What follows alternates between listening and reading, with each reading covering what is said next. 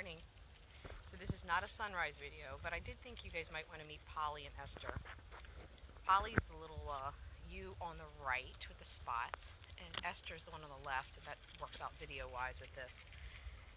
And they're so called Polly and Esther because Polly and Esther adds up to polyester. And my husband came up with that really very creative name because these are what's called hair sheep. And if you notice, they don't really have wool, or they have pieces of wool that are coming off of them. These are young sheep. They were probably born in about March.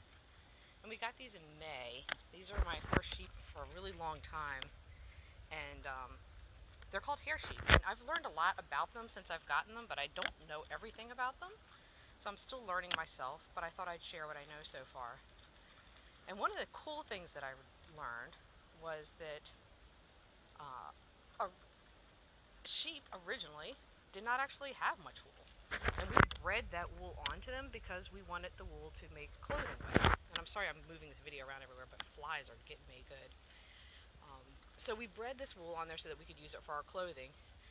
And now that we have, we're hobby farmers or we're breeding for just meat, we really don't want that wool because we're going to have to then shear it. So now we have these sheep that are, they were actually developed in the 1950s, and they're called Katahdins. They're hair sheep, and the wool actually grows in the winter when they need it, and then falls off in the spring when they don't need it any longer. And they're funny little animals, aren't they cute? And so they're a little bit less maintenance.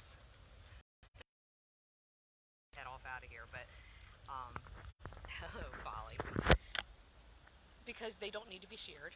Their feet don't need to be trimmed nearly as often. And the other thing is that when they turn around, you'll see this, they have long tails. And you're probably used to seeing sheep with very short tails. And so you don't actually have to dock these. There, we're back again, sorry.